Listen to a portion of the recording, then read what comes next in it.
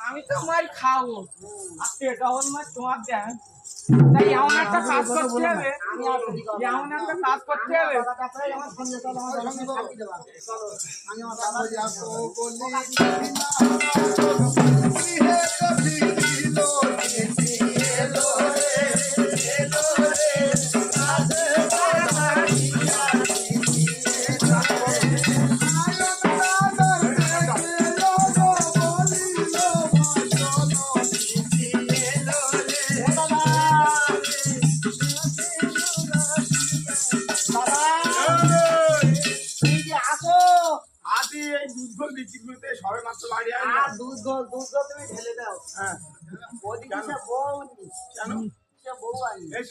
যখনই বাড়ি ফিরি